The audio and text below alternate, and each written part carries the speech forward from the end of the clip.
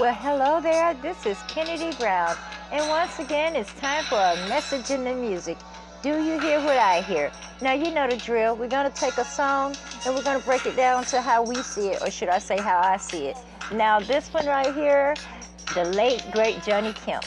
Now, I don't want to sit here and make fun of Johnny, but there's so many things about this song that I think should just be a deadbeat dad's national anthem. First of all, I don't know if Johnny had any kids or anything, so we're not going to say this is Johnny. We're going to say this is a guy named Troy. Well, anyway, Troy is so damn happy because it's Friday.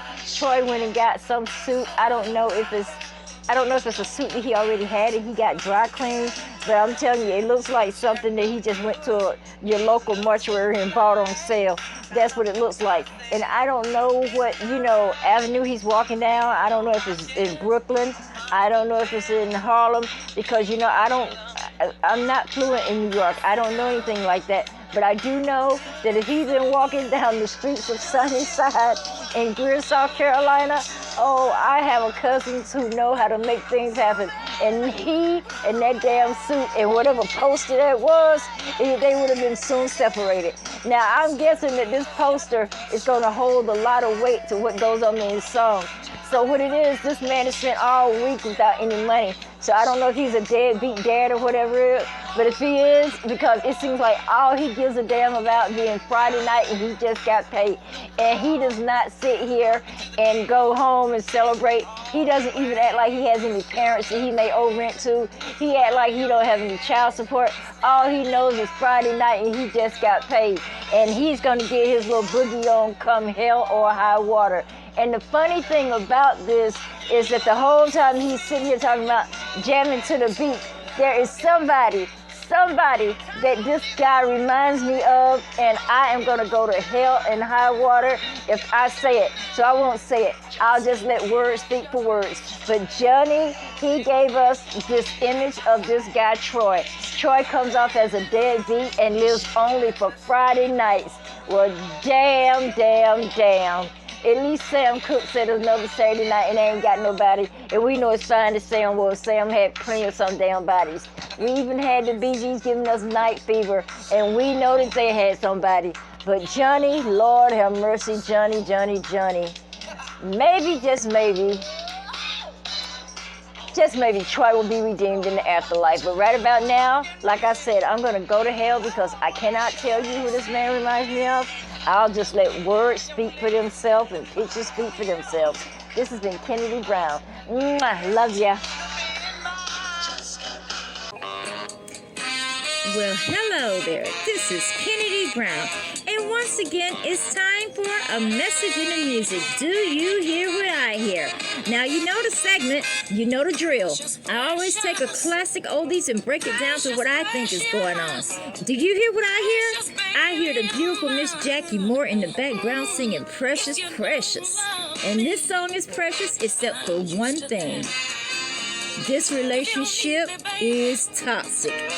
She's telling this man if he doesn't love her, if he doesn't need her, and if he doesn't want her, she'll adjust to that. Well, see, the thing is, she's already adjusted to it because she is sounding right now, she is walking around sounding like a damn Kennedy wife. I do mean a Kennedy wife.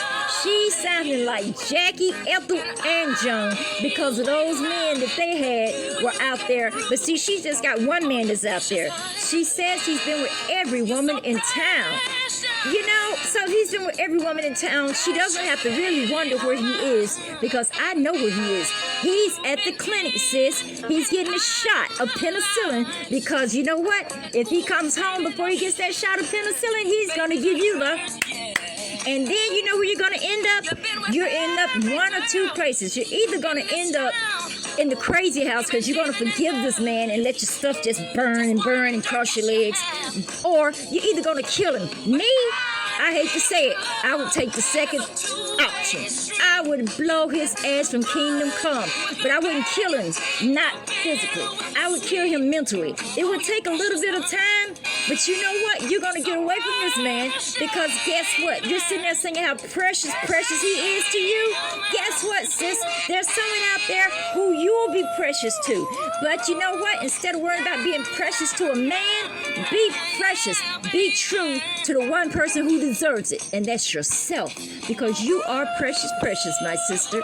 This has been Kennedy Brown. Mwah. Love ya.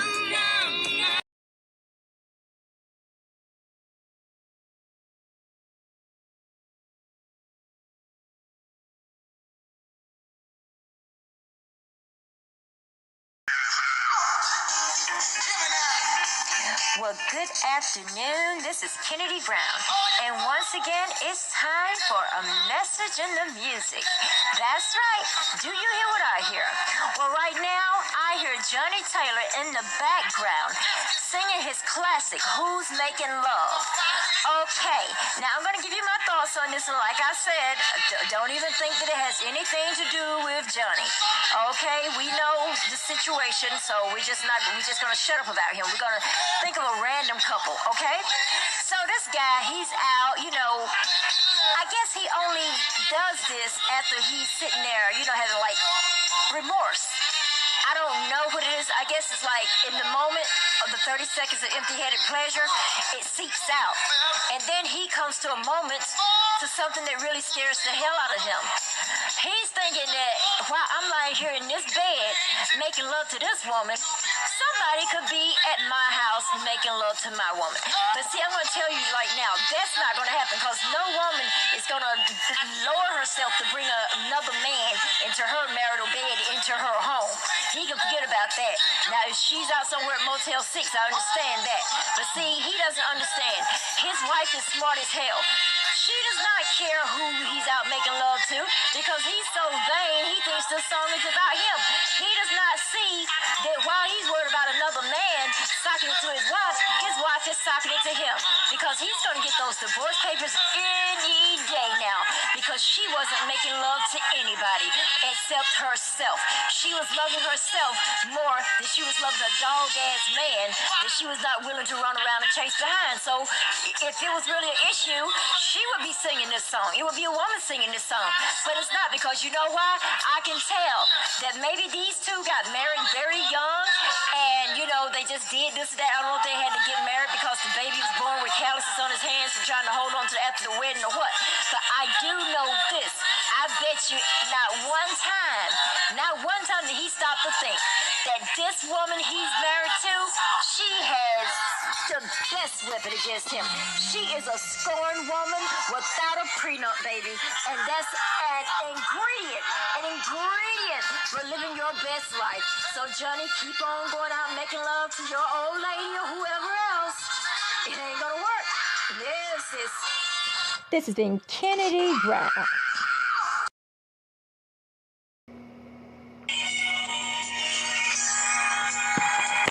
Well, hello there. This is Kennedy Brown. And once again, it's time for a message in the music. Do you hear what I hear? Now, I hear the trio called Hot performing their one-hit wonder, Angel in Your Arms.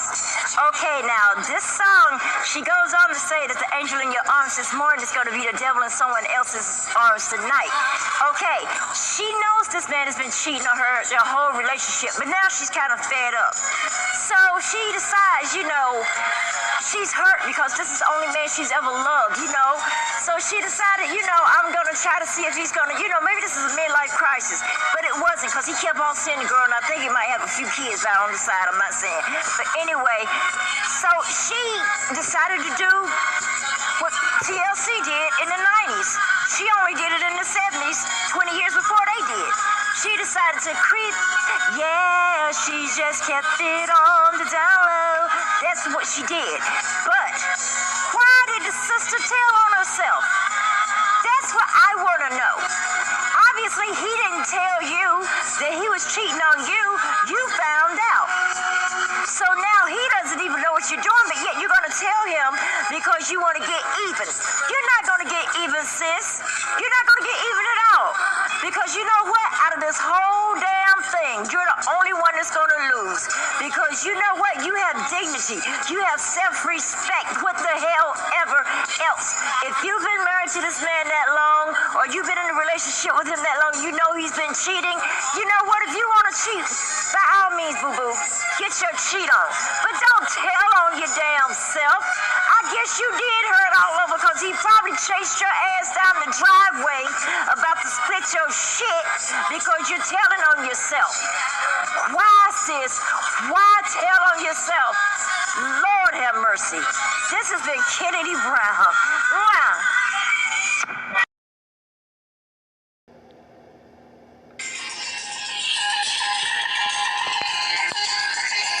Well, hello, this is Kennedy Brown. And once again, it's time for a message in the music. Do you hear what I hear? Now, I hear the opening sequence to the Jackson 5's #1 Motown hit, I Want You Back. Okay, let me break this down the way my grandma would have explained it. They're always saying that each generation that comes next is kind of smarter than the next. Okay, with that being said, this song right here, the Jackson 5 are singing I Want You Back. Okay, this one song describes 2 Temptation songs in one damn recording. Yes, it does. This song could be something that a little young David Ruffin would have sang to lead up to Beauty's Only Skin Deep and Ain't Too Proud to Be. Because right now, Michael's talking about this chick that he's in a relationship with, but she's not cute. So he leaves her alone, you know? And then I guess he realizes, you know, all these other girls are superficial, you know, they just get with me to get with Jermaine or Jackie anyway, you know, because... So I'm just going to say, you know, I'm just going to go with this girl right here. But don't nobody want you more than a girl who didn't want you when you were single. And that works for men too. So, you know, this pretty girl comes around and Michael, you know, pushes a little plain girl to the side. The way David Ruffin did the Chicken Beauty's Only Skin Deep. But then, just like David Ruffin years before, Michael finds himself running around following a girl who he deemed as ugly, which leads us to the Temptation song, Ain't Too Proud to Be. Okay, now Michael's walking around leaving tear stains on the ground following a girl he didn't even want around, and apparently David is now sleeping on some chick's doorstep because he felt she was ugly as homemade sin until he realized that all ain't shines, all the shines ain't gold. So yes, Michael Jackson, Marlon, Tito, Jermaine, and Jackie, they summed up 2 Temptation songs in this one song. And I do believe, David Ruffin, I do believe that you might have been a little bit of an influence on Michael Jackson. Just a little bit more than we think. This has been Kennedy Brown. Love y'all.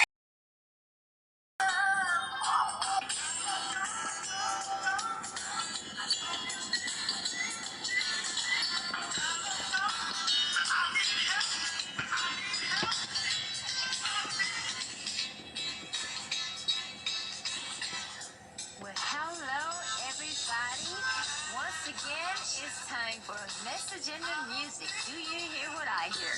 This is Kennedy Brown. And right now, I hear Jesse James singing the classic I Can Do Bad by Myself. Now, I don't know what got this brother in the situation that he is in, but you know what? I have very little empathy for him. Evidently, this woman is taking advantage of him, like he's putting every bill in the house and everything, and then, she get his paycheck and, and she try to be sweet to him, and then, well, you're the one who's giving her the damn paycheck, okay? And see, you're not going to realize that you messed up until you're sitting there, and all of a sudden, it's like it's the day after Thanksgiving because it's Black Friday, because they're going to cut your electricity off because you've given this woman your whole paycheck. Okay, and then sometimes when she does spend the check, she tries to do it as if she's kind of benefiting him too. She'll go get all this nice furniture and then she's telling all her friends about how nice it is. And then he's like, all day long you talk on the telephone, bragging to all your friends about the furniture in the home, Okay, well, why don't you do something about it? Why don't you cut her ass off financially? Why don't you put her on a budget? Better yet, bruh,